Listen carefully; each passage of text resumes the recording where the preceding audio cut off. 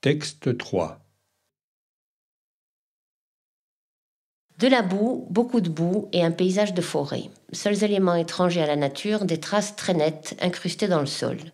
Des traces laissées par des motos et des ronronnements irréguliers. Soudain, derrière un talus boueux et imposant, apparaissent au milieu des arbres souillés de gouttelettes de pluie, une roue, la tête d'un homme casqué, puis une moto. Le regard tout d'abord surpris se fige alors devant la virtuosité du pilote.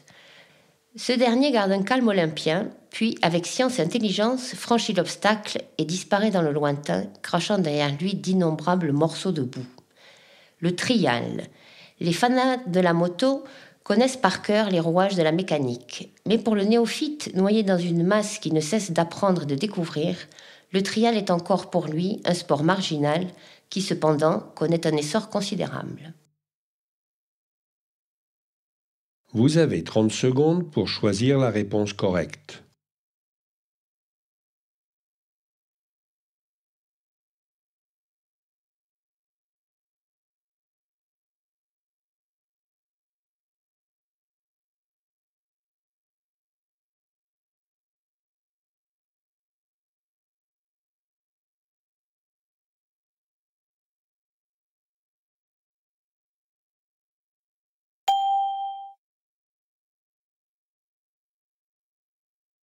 De la boue, beaucoup de boue et un paysage de forêt. Seuls éléments étrangers à la nature, des traces très nettes incrustées dans le sol.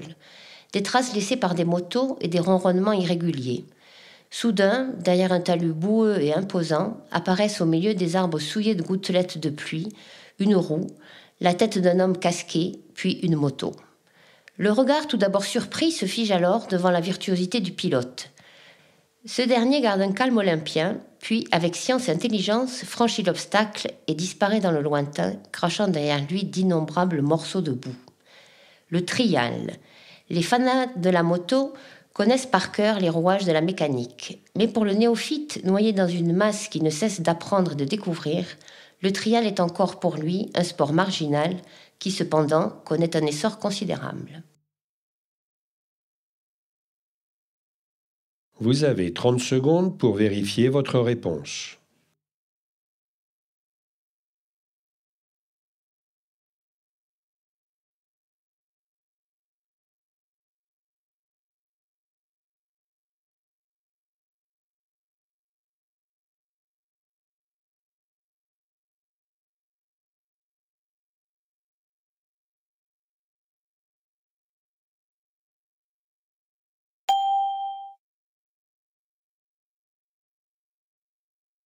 Texte 4. L'orang-outang du zoo d'Omaha dans le Nebraska attendait chaque soir que les gardiens eussent fini leur ronde. Puis il s'évadait. On le retrouvait le matin et c'était une belle séance de gymnastique pour le remettre en cage. Et cela recommençait tous les jours. Pourtant, la serrure de la cage était bonne, elle n'avait pas été forcée.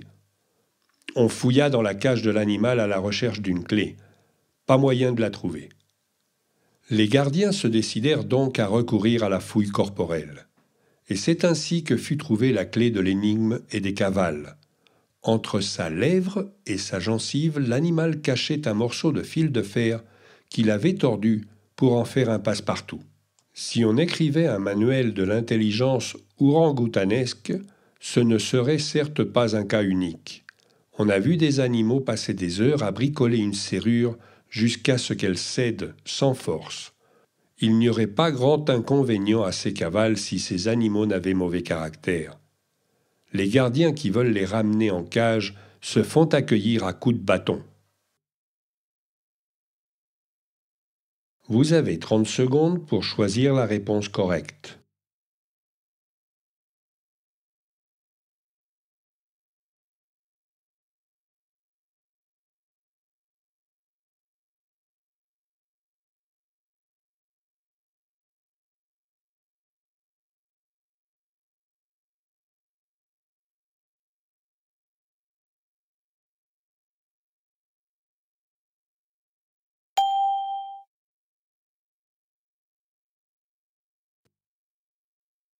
L'orang-outang du zoo d'Omaha dans le Nebraska attendait chaque soir que les gardiens eussent fini leur ronde.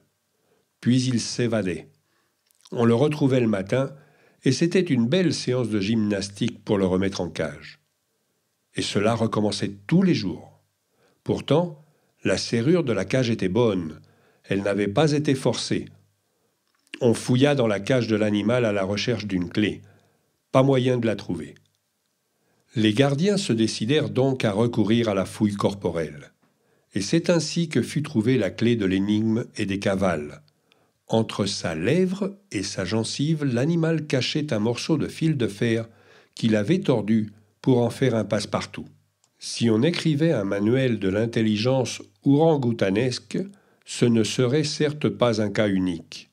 On a vu des animaux passer des heures à bricoler une serrure jusqu'à ce qu'elle cède sans force. Il n'y aurait pas grand inconvénient à ces cavales si ces animaux n'avaient mauvais caractère. Les gardiens qui veulent les ramener en cage se font accueillir à coups de bâton. Vous avez 30 secondes pour vérifier votre réponse.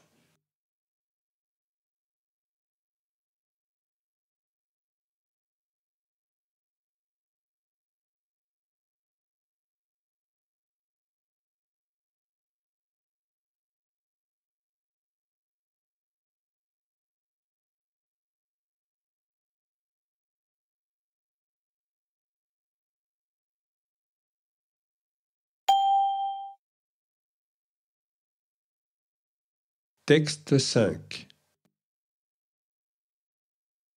Deux tourtereaux de 84 et 85 ans se sont mariés cette semaine aux États-Unis après avoir dissipé un terrible malentendu remontant à leur adolescence 70 ans plus tôt.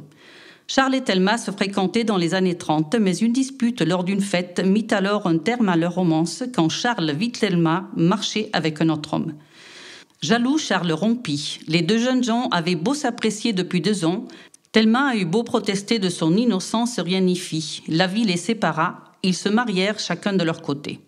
L'automne dernier, Charles et Thelma, tous les deux veufs, se sont rencontrés de nouveau. Et cette fois, fini les disputes. Je crois toujours qu'elle voyait un autre gars, a plaisanté Charles, 84 ans. Thelma, 85 ans, insiste. J'avais simplement rencontré un camarade que j'avais connu en classe. Il n'y avait rien entre nous, mais Charles ne m'a pas cru. Vous avez 30 secondes pour choisir la réponse correcte.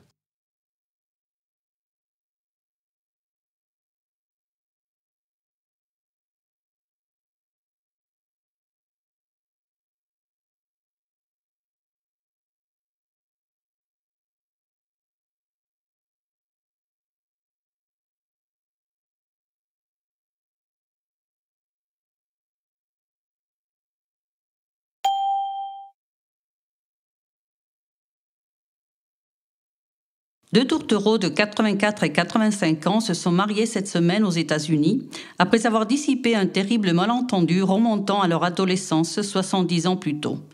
Charles et Thelma se fréquentaient dans les années 30, mais une dispute lors d'une fête mit alors un terme à leur romance quand Charles vit Thelma marcher avec un autre homme. Jaloux, Charles rompit. Les deux jeunes gens avaient beau s'apprécier depuis 2 ans. Thelma a eu beau protester de son innocence, rien n'y fit. La vie les sépara. Ils se marièrent chacun de leur côté. L'automne dernier, Charles et Thelma, tous les deux veufs, se sont rencontrés de nouveau. Et cette fois, fini les disputes. Je crois toujours qu'elle voyait un autre gars, a plaisanté Charles, 84 ans. Thelma, 85 ans, insiste. J'avais simplement rencontré un camarade que j'avais connu en classe. Il n'y avait rien entre nous, mais Charles ne m'a pas cru. Vous avez 1 minute pour vérifier vos réponses et étudier l'exercice B.